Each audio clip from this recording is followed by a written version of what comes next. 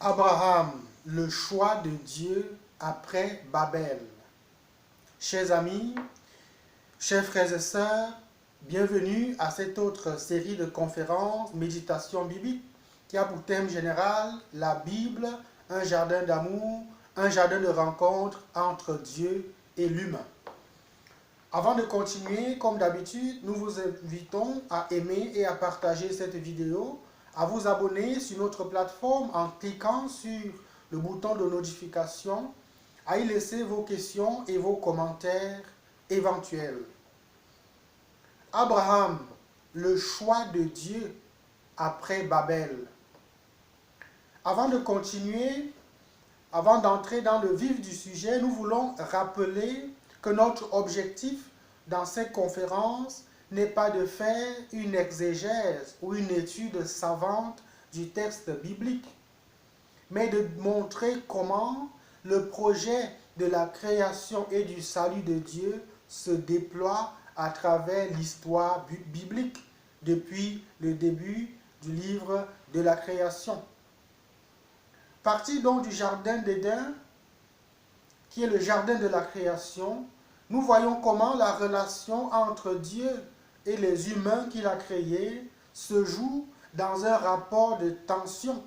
Tension entre le péché, la désobéissance et le pardon et le châtiment de Dieu. Tension entre chute et relèvement, tension entre meurtre, entre violence, entre malédiction, perversion et punition de Dieu, notamment par le déluge, tension entre orgueil et désir de puissance de l'homme et le châtiment de Dieu par la dispersion et la division à Babel. Du côté des humains, on a toujours ce double concept de tentation et de péché. Tandis que du côté de Dieu, on a également toujours cette double dimension du châtiment et du pardon et de la miséricorde. Après la tour de Babel, on a l'impression que Dieu est presque fatigué de l'homme. Le péché d'Adam et Ève, le crime de Caïn qui tue son frère Abel, la perversion des hommes devenue terrible sur la face de la terre qui conduit au déluge, puis la prétention orgueilleuse de l'homme à Babel de se faire un nom, de construire une tour dont le sommet perce le ciel, qui est le trône de Dieu, c'est-à-dire la tentation de détrôner Dieu lui-même. Finalement, Dieu est comme fatigué de l'homme qu'il a créé. À la fin donc, on se pose la question, mais que va-t-il se passer? À la fin du récit du déluge, Dieu avait promis à Noé de ne plus jamais détruire la terre par les eaux. Mais la tour de Babel a montré que les humains sont toujours plongés dans le mal. Dieu décide alors une fois de plus de recommencer son projet avec un seul juste. À noter, bien évidemment, que ce thème de l'unique juste est un thème qui traverse toute l'histoire biblique, depuis le premier juste, Abel, qui fut tué par son frère Caïn, jusqu'au juste par excellence, Jésus-Christ, qui sera tué sur la colline du Golgotha. Tant qu'il y a un seul juste, l'histoire du salut continue. Le choix de Dieu après l'échec de Babel, c'est donc Abraham. Et c'est avec lui que le récit biblique entre dans la phase qu'on appelle la phase de la promesse. Étant donné que les humains, dans les récits des origines, ont échoué dans le projet de construire une famille telle que voulue par Dieu, dans le projet de faire un peuple qui craigne Dieu, qui adore le seul et unique Dieu et qui se prend soin les uns des autres, Dieu se promet à lui-même de se choisir un homme avec qui il formera un nouveau peuple qui sera le peuple élu au milieu des nations de la terre et par qui il portera à terme son projet universel de salut. Voilà le contexte dans lequel se situe la vocation d'Abraham. Abraham apparaît donc comme l'homme de la situation, le choix de Dieu après l'échec de Babel, qui est le couronnement des échecs dans les récits des origines. La vocation d'Abraham devient donc le point de départ, un point de départ décisif pour la suite de l'histoire biblique du salut, la suite de l'histoire du peuple élu, le peuple d'Israël, qui devient le peuple par lequel l'humanité entière aura le salut. Lisons Genèse chapitre 12, versets 1 à 4, qui parle de la vocation d'Abraham. Le Seigneur appela Abraham. Quitte ton pays, ta famille et la maison de ton père, pour le pays que je t'indiquerai. Je ferai de toi une grande nation. Je te bénirai. Je rendrai grand ton nom. Tu seras une bénédiction. Je bénirai ceux qui te béniront. Je réprouverai ceux qui te maudiront. En toi seront bénis tous les peuples de la terre. Abraham partit comme le Seigneur le lui avait dit, et Lot partit avec lui. Genèse chapitre 12, versets 1 à 4. Qui est Abraham? Les récits précédents de celui que nous venons d'écouter, à savoir Genèse 11, versets 27 à 32, nous donnent ce qu'on peut appeler la carte d'identité d'Abraham. Son père était Téra. Ses frères sont Nahor et Haran. Il aura un neveu Lot, le fils de Haran, Haran qui va mourir très tôt. La femme d'Abraham s'appelle Sarai, qui deviendra plus tard Sarah. Elle est la demi-sœur d'Abraham, c'est-à-dire le fils de son père né d'une autre femme. Avec son père et sa famille, il habitait en Our des Chaldéens, en Mésopotamie. Fils d'une famille de nomades ou de migrants, il est pasteur, comme l'était déjà Abel, dont nous avons écouté l'histoire. Et ce détail, nous rappelons que ce détail qui peut passer inaperçu est capital. Nous nous souvenons qu'en Genèse 4, verset 4, Dieu avait agréé le sacrifice d'Abel, le pasteur. Les pasteurs sont généralement des gens toujours en marche.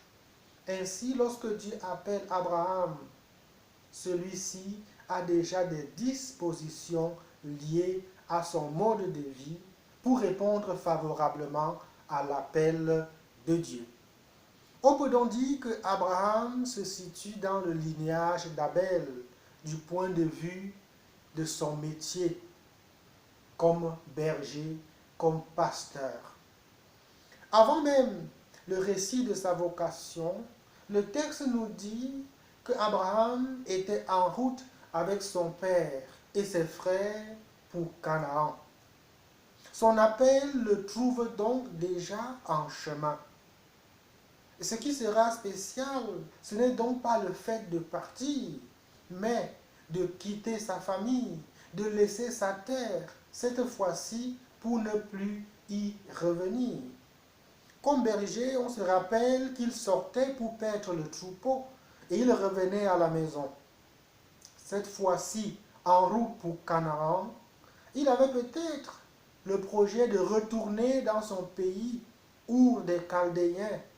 Mais Dieu lui dit, va, ne retourne plus. Je dispose pour toi d'une nouvelle terre. La promesse de la terre fait donc le pendant du jardin d'Éden, le jardin de la Genèse. Tandis que le couple Abraham-Sarai fait penser au couple originel Adam et Ève. Ce nouveau point de départ dans la vie d'Abraham a tout d'une nouvelle création. De même que le Dieu créateur avait appelé à l'origine Adam et Ève, les a introduits dans un jardin, le jardin des origines, avec pour mission de prendre soin de ce jardin et de devenir coopérateurs et continuateurs de l'œuvre de la création par la génération des enfants. De même, ici, pour recommencer son projet en vue de former le peuple élu, Dieu appelle un homme et sa femme, Abraham et Sarai. Et c'est donc une nouvelle vie qui commence avec eux, avec la promesse d'une nouvelle terre et la promesse d'un avenir meilleur, une grande nation. Le premier verbe que Dieu utilise dans ses propos adressés à Abraham, c'est le verbe quitter, à l'impératif. Quitte, va-t'en de la famille, de ta famille. C'est un ordre. Quitte, va-t'en. Abraham était habitué à sortir, comme nous l'avons dit, à la recherche de pâturage pour son troupeau. Mais cette fois-ci, c'est pour aller vers une terre. Abraham ne se pose aucune question. Il est un homme qui sait compter sur Dieu. De même qu'il était habitué à aller à la recherche d'un pâturage, parfois à tâtons. Il sait maintenant qu'il va et qu'il devra trouver, il devra compter sur la providence de Dieu. C'est déjà cela la foi. Aller, se mettre en route à la demande de Dieu. Prendre le risque de partir sur une seule parole. Va, quitte. À la question de savoir, en quoi Abraham sera-t-il utile à Dieu? La réponse est immédiate et c'est Dieu lui-même qui la donne. Je ferai de toi une grande nation. Le lecteur remarque encore qu'il s'agit d'un projet présent depuis le début de la création. À Adam et Ève, Dieu avait dit « Multipliez et remplissez la terre ». Il dit ici à Abraham « Tu seras une grande nation ». Et plus loin, il ajoutera « Tes descendants seront plus nombreux que le sable au bord de la mer et que les étoiles dans le ciel ». Ainsi, Dieu exprime clairement son désir de réaliser avec Abraham son projet initial. Ce projet que la descendance d'Adam n'a pas pu réaliser selon son dessein, selon le plan de Dieu. Alors qu'Abraham n'a encore rien dit, Dieu continue. Tu seras signe et objet de bénédiction. La bénédiction. C'est donc Dieu lui-même qui agira par et à travers Abraham. Abraham est donc un instrument par lequel Dieu accomplit son œuvre, son projet. C'est la première fois depuis Adam et Ève que Dieu fait une telle confiance à un homme. Dieu se donne à lui-même la mission d'être la bénédiction d'Abraham. Je te bénirai. Je bénirai ceux qui te béniront. Ainsi, Abraham peut devenir bénédiction pour les autres parce que lui-même, il est béni de Dieu. C'est un projet immense. En lisant entre les lignes, on voit que Dieu donne toutes les garanties à Abraham, de sorte qu'il ne soit pas tenté de décliner l'offre. Dieu lui promet une terre, lui qui était un nomade, un migrant. Dieu lui promet une descendance, lui dont la femme était stérile. Dieu lui promet une bénédiction de génération en génération. Lui dont la condition de vie de pasteur, d'étranger, pouvait faire croire qu'il était un maudit sur la surface de la terre. Dieu lui promet une protection et une défense. Lui qui vit au milieu des ennemis et des étrangers. Face à une telle assurance, Abraham répond par un seul geste. Il partit, il se mit en route comme le Seigneur le lui avait ordonné. L'appel d'Abraham exprime alors la volonté de Dieu de continuer son projet de salut dans le monde. Après l'échec des humains dans l'histoire des origines, l'on pouvait se poser la question, comment Dieu va-t-il faire? D'où Dieu trouvera-t-il un homme juste pour continuer son projet? C'est la question que le peuple d'Israël se posait, le peuple de Dieu se pose à chaque moment de son histoire, face aux trahisons, la trahison et l'échec de l'époque des juges, de l'époque des rois, face au péché toujours plus grand du peuple qui renie Dieu. On se demande, Dieu peut-il encore continuer son projet dans ce monde? Si oui, avec qui? L'appel d'Abraham vient comme une réponse magistrale. Ce n'est pas l'homme qui fait la continuité de l'histoire du salut, mais c'est Dieu. Et Dieu est capable d'aller chercher un inconnu, un étranger, un nomade, un homme sans enfant et sans histoire pour réaliser son projet. Dieu s'engage lui-même.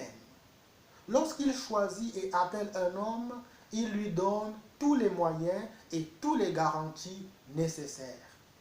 Ainsi, au milieu des nations, Israël, comme peuple élu de Dieu, comprend que sa propre mission en tant que peuple particulier de Dieu est une mission divine, où Dieu est engagé au premier chef. Ce n'est pas d'abord nous qui faisons, c'est Dieu qui fait par et à travers nous. Abraham devient alors non pas seulement le père, mais le modèle. Un modèle de l'appelé, de l'élu de Dieu, en qui se réalise le dessein du salut de l'humanité. Se reconnaître d'Abraham, confesser qu'on a Abraham pour père, c'est donc professer qu'on est soi-même un élu de Dieu, qu'on est un signe et un objet de bénédiction de Dieu pour le monde, pour la famille, pour la société. Cela demande bien évidemment la docilité, comme Abraham, au projet de Dieu, avec le courage toujours renouvelé d'accepter de passer par les chemins parfois tortueux qu'Abraham lui-même a suivis, mais toujours avec l'esprit, avec à l'esprit la promesse de Dieu. Je te donnerai une terre et une descendance nombreuse. Je te bénirai et je bénirai ceux qui te béniront. Après son appel et sa mise en route, Abraham doit faire face à de nombreux défis. Comme quoi, être élu de Dieu ne nous dispense pas des difficultés de la vie. C'est au cœur même des péripéties de l'histoire que le plan de Dieu avance et se réalise. Et le vrai appelé, le vrai peuple de Dieu, c'est celui qui sait affronter avec détermination même les résistances qui s'opposent à lui sur le chemin. Tel est le message qui sort de cet appel d'Abraham. Et c'est ce qui fera l'objet de notre prochaine conférence. Entre la famine, les conflits familiaux et les attaques des ennemis, les premiers défis d'Abraham. Merci pour votre écoute. Avant de partir, comme d'habitude, aimez cette vidéo, partagez-la, laissez vos questions et vos commentaires. Merci.